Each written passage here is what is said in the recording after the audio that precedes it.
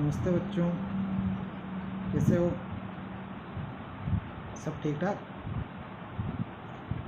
चलिए आज की क्लास स्टार्ट करते हैं। बात वही है कि आपको ये क्लास मान के ही पढ़नी है। मैंने आपको सिलेबस बता दिया सारा। अब सिलेबस के बाद अपन देखते हैं, सबसे पहला टॉपिक क्या स्टार्ट कर रहे हैं। सबसे पहला टॉपिक है अपना संधि। क्या है? संधि। और संधि के बारे में सभी जानते हैं, छठी से ही पढ़ते आ रहे हैं अपन। दो वर्णों के योग को संधि कहते हैं, परंतु वो परिभाषा थोड़ी सी अपूर्ण है। आज मैं आपको पूरी परिभाषा यहाँ पे बताता हूँ। केवल संधि के बारे में पहले समझना है, फिर उसके बाद डिटेल में लिखना है। देखो, दो वर्णों के मेल को संधि तो कहते हैं, लेकिन केवल मेल ही नहीं, मेल के द्वारा जो विकार उत्पन्न होता है वो विकार भी उत्पन्न होना जरूरी है। अगर विकार उत्पन्न नहीं होता है तो उसको संधि नहीं कह सकते। सबसे पहले अपन जैसे बात करते हैं, यहाँ पर है राम प्लस श्याम। अगर इन दोनों वर्णों को, यहाँ पर म है, यहाँ पर स है, इन दोनों वर्णों का अपन मेल करें तो क्या आएगा? राम श्याम। क्या इसको अपन संधि कह सकते हैं? जवाब होगा नहीं। क्यों नहीं कह सकते? क्योंकि यहाँ पर संधि नहीं हुई है। इन वर्णों में मेल तो हुआ है, लेकिन मेल के कारण कोई विकार या परिवर्तन उत्पन्न नहीं हुआ है। सीधी सी बात है कि अगर अपन संधि कर रहे हैं दो वर्णों की, तो उनके साथ मेल के साथ साथ उसमें विकार उत्पन्न होना भी जरूरी है। अब देखते हैं, जैसे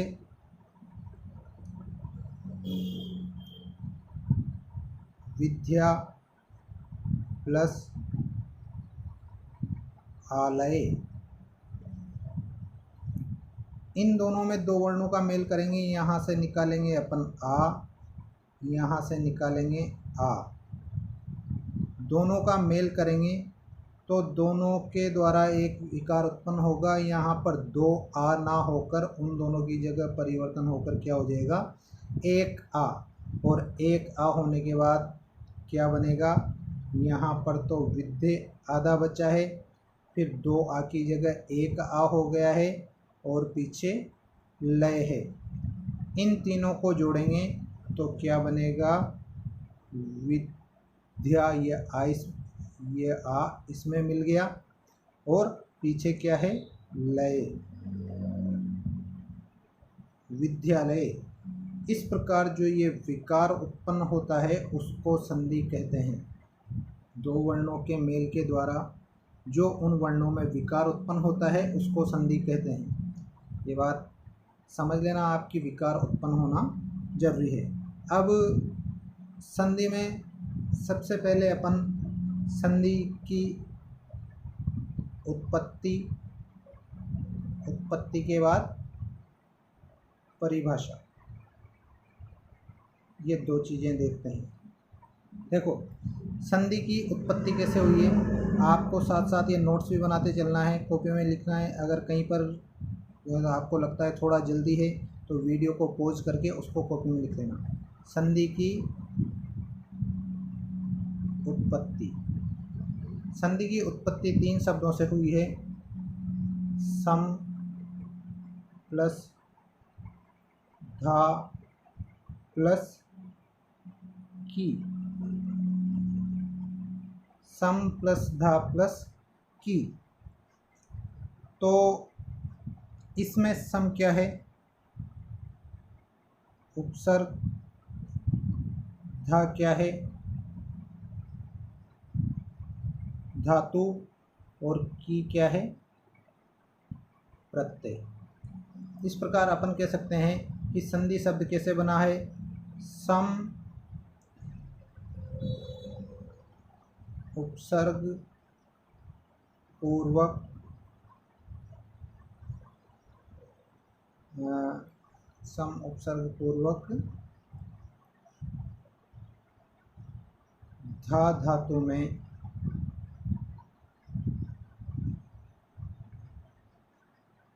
की प्रत्यय लगाने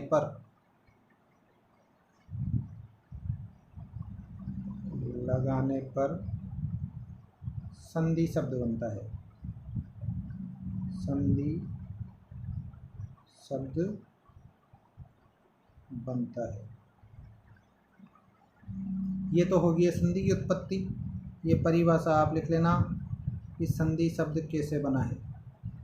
इसके बाद संधि की परिभाषा, तो संधि की परिभाषा देखते हैं अपन। दो वर्णों के मेल के कारण जो विकार को अपन परिवर्तन भी कह सकते हैं। जो विकार अथवा परिवर्तन उत्पन्न होता है उसे संधि कहते हैं। ये अपनी परिभाषा है संधि की कि दो वर्णों के मेल के कारण जो विकार या परिवर्तन उत्पन्न होता है उसे संधि कहते हैं। जैसे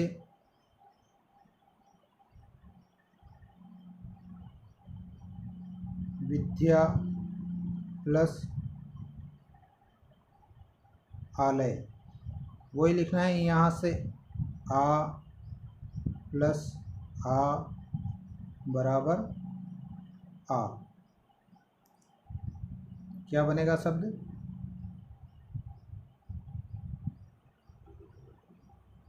विद्यालय। तो ये संधि की परिभाषा है।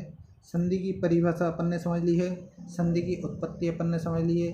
अब समझेंगे अपन संधि के प्रकार। संधि के प्रकार समझें उसके पहले अपन संधि का शाब्दिक अर्थ देखते हैं।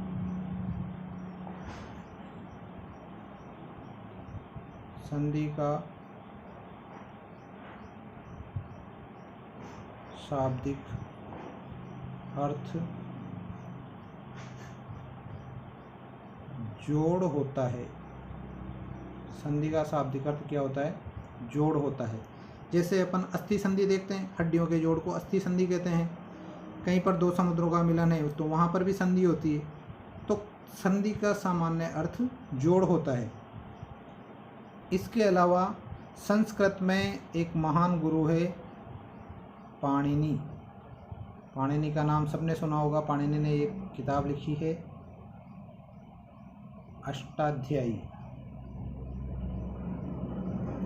ये किताब लिखी है पाणिनि ने, और इसको संस्कृत व्याकरण का अपन मूल ढांचा कह सकते हैं कि संस्कृत व्याकरण इसी अष्टाध्यायी में बिल्कुल पूर्ण तरीके से लिखी गई है। उन्होंने पाणिनि ने संधि की क्या परिभाषा दी है? संस्कृत के ज्ञानी है तो संस्कृत में ही परिभाषा दी होगी। उन्होंने लिखा है परः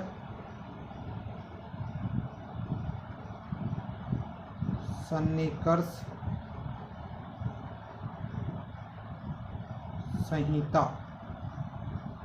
ये संहिता क्या है? संधि का ही अन्य नाम संहिता है। परसन्निकर्ष संहिता का मतलब क्या होता है? वर्णों की अत्यधिक निकटता,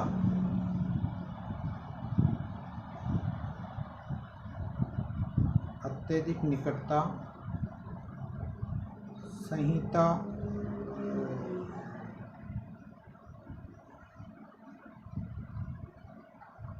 अथवा संधि कहलाती है। तो परसन्निकर्ष संहिता का मतलब वर्णों की अत्यधिक निकटता ही संहिता अथवा संधि कहलाती है। ठीक है, ये संधि की अपने पास सभी तरह की परिभाषाएं और उनका शाब्दिक अर्थ आ गया है। इसके बाद संधि के प्रकार।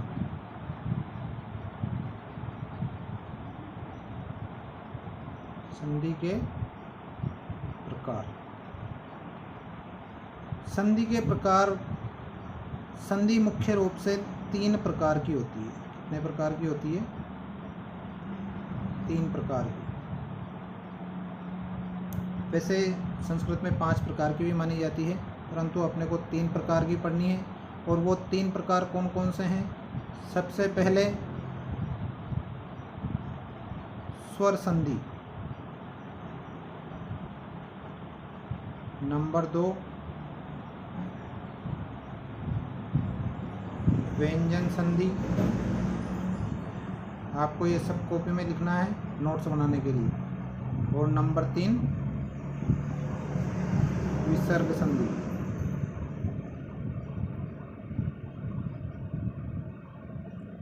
कक्षा 11 में अपन ने प्रत्याहार पढ़े हैं और स्वर किस प्रत्याहार में आते हैं? सारे के सारे स्वर अच प्रत्याहार में आते हैं। इस वजह से स्वर संधि को अच संधि भी कहते हैं। अच संधि। अगर प्रत्याहार समझ में नहीं आए तो कक्षा 11 के लिए जो वीडियो बनाऊंगा वो वीडियो देख लेना, उसमें समझ में आ जाएंगे। व्यंजन संधि, सारे के सारे व्यंजन हल प्रत्याहार में आते हैं, इस वजह से इसको हल संधि भी कहते हैं। ये संधि के प्रकार हो गए। अपन ने केवल नाम पढ़े हैं अभी। स्वर संधि, स्वर संधि को अच संधि कहते हैं। व्यंजन संधि, व्यंजन संधि को हल संधि भी कहते हैं। और विसर्ग संधि, ये संधि के प्रकार हो गए हैं। अब इसके बाद अपन देखते हैं कि इन प्रकारों की परिभाषाएं क्या है। सबसे पहले नंबर 1 स्वर संधि।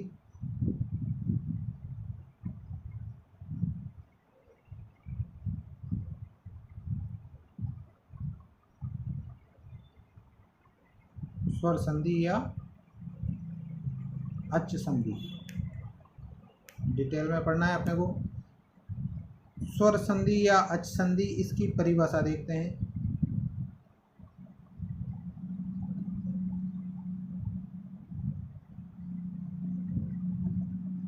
परिभाषा में क्या है? नाम से ही सिद्ध हो रहा है कि स्वर है, मतलब स्वरों का ही मेल है। तो जब किसी स्वर का अन्य स्वर से मेल हो, जब किसी स्वर का अन्य स्वर से मेल हो और उसके फलस्वरूप कोई विकार उत्पन्न हो, कोई विकार उत्पन्न हो, तो उसे स्वर संधि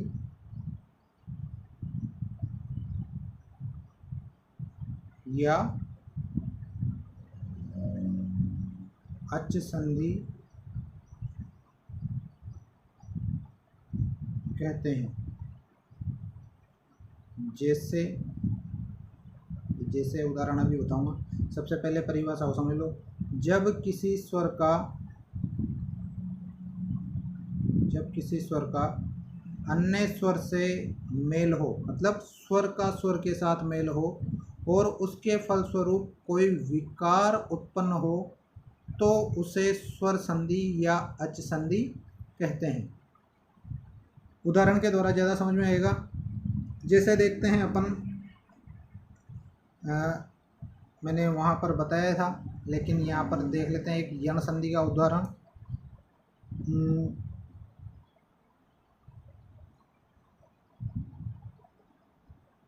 प्रत्येकम, ये एक शब्द है, दो शब्दों से मिलके बना हुआ है। ये संधि के बाद का शब्द है। इसकी संधि कैसे हुई ये समझ लेते हैं। शब्द थे दो, प्रति प्लस एकम। संधि करते टाइम अपने को ध्यान रखना है कि पूरे शब्द पर ध्यान नहीं देना है, केवल पहले शब्द का अंतिम वर्ण और बाद वाले शब्द का प्रथम वर्ण, इन्हीं दोनों में संधि करनी है। तो इसमें अंतिम वर्ण क्या है, ई, और इसमें अंतिम वर्ण क्या है, ए। जब ई को ए के साथ मिलाते हैं तो ई को यणची सूत्र से ई के स्थान पर ये हो जाता है, और ये कैसा होगा, आधा। अब ये आधा ये हो गया यहाँ पर, तो प्रति में से ई निकाल लिया अपन ने, क्या बचा था, प्रत प्लस ये प्लस एकम, प्रत प्लस ये प्लस एकम। इसको आगे देखते हैं, प्रत, ये यहाँ से यहाँ ले लिया, आधा है, लेकिन ये पीछे वाला ए इसमें मिलेगा तो प्रत्यय हो जाएगा, और क्या बच रहा है, कम, प्रत्येकम। ये स्वर संधि का उदाहरण है। स्वर संधि की परिभाषा कंप्लीट, इसको समझ लेना। प्रति प्लस एकम दो शब्द हैं, प्रति में से ई लिया, एकम में से ए लिया, इन्हीं दोनों शब्दों की संधि करनी है, इन्हीं दोनों वर्णों की संधि करनी है। ई की जगह पर ये हो गया, मतलब परिवर्तन हो गया, और परिवर्तन होने के बाद यहाँ पर प्रत, ये और एकम बचा है। प्रत में ये जोड़ दिया तो प्रत, ये एक ही मात्रा प्रत्यय, और कम प्रत्येकम। ये तो हो गया अपने स्वर संधि अथवा अच संधि की परिभाषा। इसके बाद है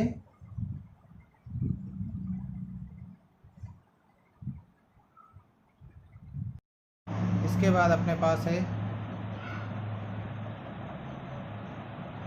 व्यंजन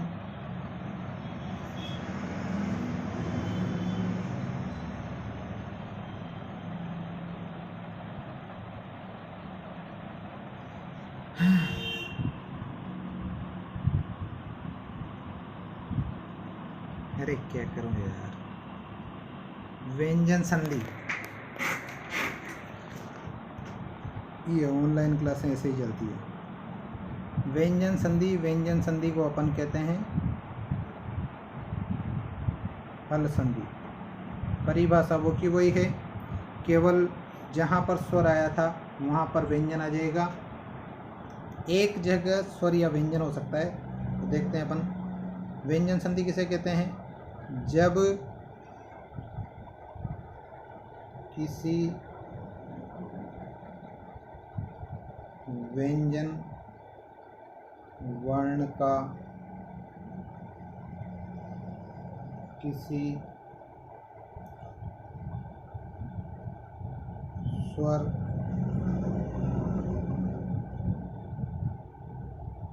अथवा व्यंजन से मेल होता है और वर्णों में विकार, विकार का मतलब परिवर्तन होता है, विकार उत्पन्न होता है, उसे व्यंजन संधि या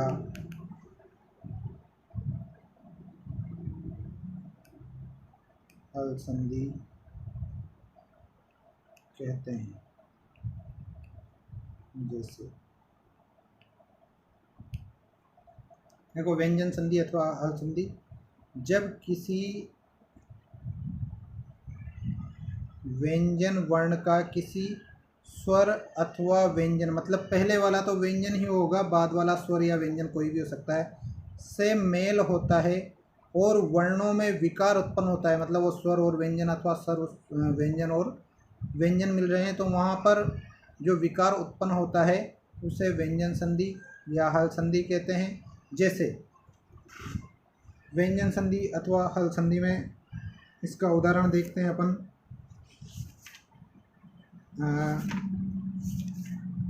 थोड़ा सा मुझे उच्चारणम, जैसे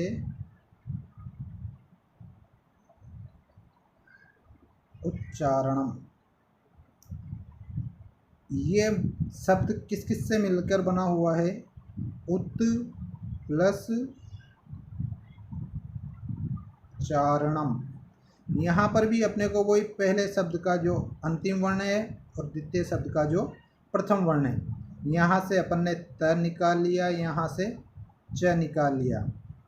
इस च के कारण इस त ने अपना रूप परिवर्तित कर दिया और स्वयं को किस में बदल लिया? च में। अब क्या बचा यहाँ पर? उ, त की जगह च हो गया और आगे चारणम। इनको जब लिखते हैं तो कैसे लिखते हैं? ये आधा च इस तरह से, उच्चारणम, उच्चारणम। ये व्यंजन संधि का उदाहरण है। व्यंजन संधि में किस तरह से परिवर्तन होता है। अब अपने को ये ध्यान रखना है कि आगे व्यंजन होना जरूरी है, पीछे व्यंजन या स्वर कुछ भी हो तो वो व्यंजन संधि अथवा हल संधि के अंतर्गत आता है। इसके बाद है विसर्ग संधि।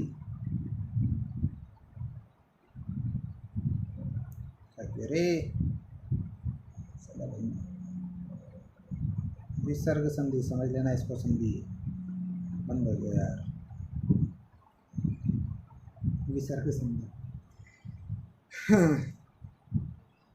चलता है। देखो जैसे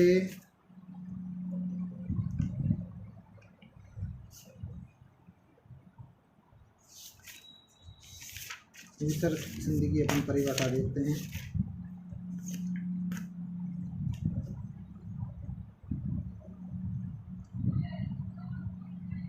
जहाँ पर प्रथम शब्द के अंत में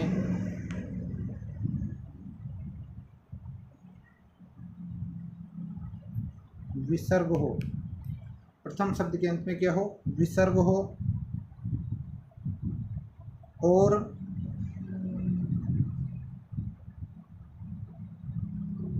संधि करते समय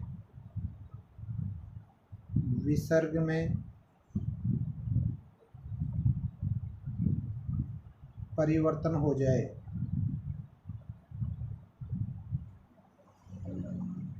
परिवर्तन हो जाए, उसे विसर्ग संधि कहते हैं। जहाँ पर प्रथम शब्द के मतलब पहले वाले शब्द के अंत में विसर्ग हो और संधि करते समय विसर्ग में परिवर्तन हो जाए, उसे विसर्ग संधि कहते हैं। जैसे